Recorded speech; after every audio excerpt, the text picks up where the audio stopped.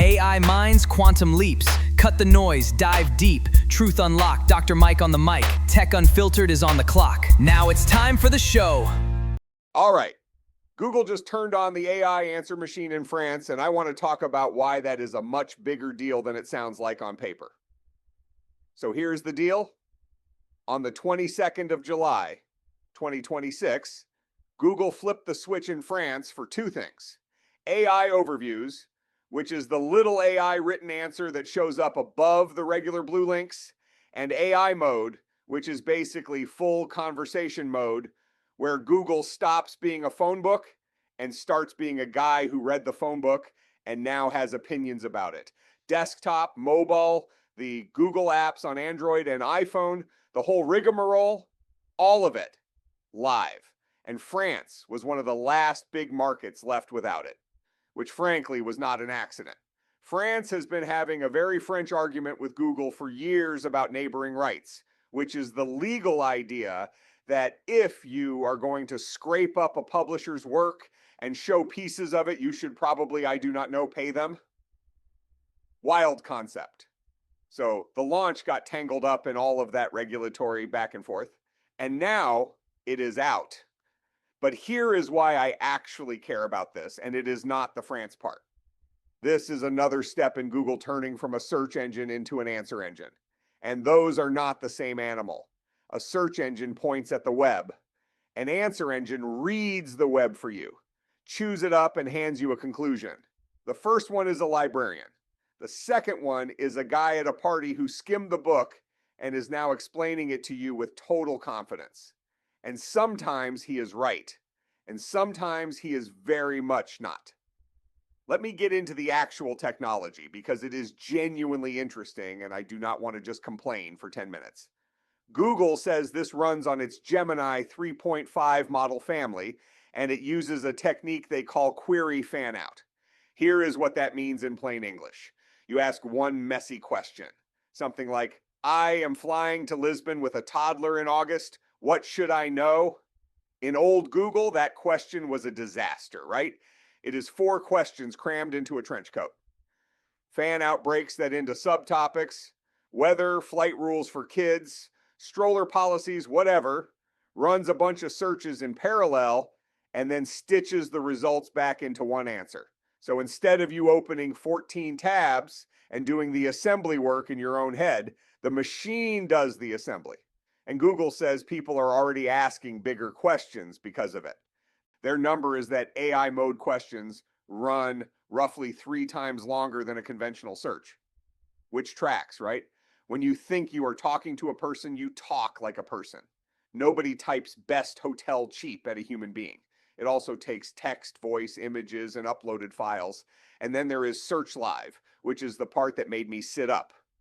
You point your phone camera at something, you talk to Google, and Google is looking at the same thing you are looking at while you talk about it. So you are standing in front of a broken dishwasher going, what is this part? And Google is looking at the part with you. That is not search anymore. That is a helper standing in your kitchen.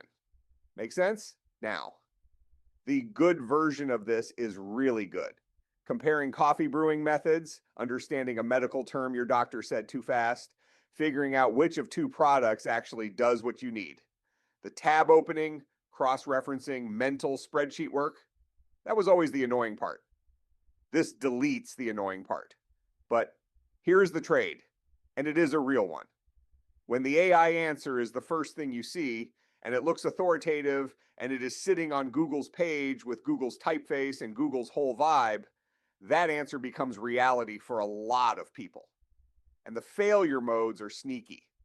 It can flatten a real disagreement into a fake consensus.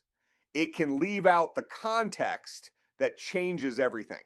It can put a genuinely excellent source right next to some random content farm and present them as equals.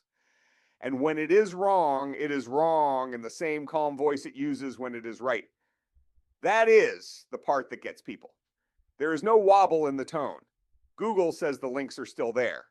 And there is a web mode, if you want the classic list of blue links. Fair. Though Le Monde reports you cannot simply switch the AI features off entirely, so you can steer around them, but you cannot uninstall them. Okay, now the money fight, because this is where it gets spicy. Google says 450 French media outlets will be compensated when excerpts of their work show up in AI overviews. And they have added a control in Search Console so a publisher can opt out of the generative AI features without vanishing from normal search results. That is actually a meaningful distinction because for years, the only lever publishers had was the nuclear one. Block Google entirely and cease to exist. Now, there is a dial instead of a switch, but publishers are still nervous. And honestly, look at the incentives. If the answer on the page looks complete, why would you click? You would not. I would not. Nobody reads the footnotes when the summary sounds finished. And there is some observational evidence behind the worry. Le Monde points to a German search visibility study that found clicks on the top organic result drop somewhere in the range of 25 to 30% when an AI overview was present, with an average drop around 6.6% in Google traffic across the sites they looked at. And a chartbeat analysis highlighted by the Reuters Institute found visits from Google to about 2,500 news sites fell roughly a third between November of 2024 and November of 2025. Now, big honest caveat, that does not prove AI overviews caused all of it. Social platforms changed, habits changed, a lot moves at once. Correlation, causation, we all took the class. But it does explain why publishers look at this and see a threat and not a redesign. And Google pushes back hard. They say search still sends billions of visits to websites every single day. They say the total web traffic collapse people are describing has not actually shown up in the aggregate numbers. They point to experiments in the US and India where users with AI summaries did about 10% more searches, not fewer. And their most interesting argument, in my view, is a quality argument. They say the clicks that do come out of an AI answer are worth more because that person already got the basics and is clicking, because they actually want the depth. They are the ones who read, register, shop, subscribe. Fewer visitors, better visitors. Is that true? Honestly, we do not know yet. It is plausible, but it is also exactly what you would say if you were the one holding the traffic faucet. So, take it with the appropriate amount of salt. Here is the deeper thing, though, and this is the part I keep chewing on. AI is becoming the middleman for the open web, and that flips the entire game. Search engine optimization is quietly turning into generative engine optimization. It used to be, how do I rank number one? Now it is, how do I get quoted inside the machine's answer?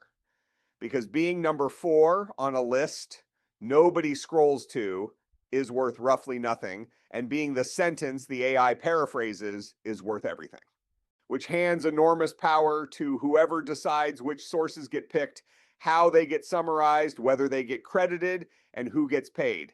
That is a lot of leverage for one company. And there is a circularity problem sitting underneath all of it that nobody has solved.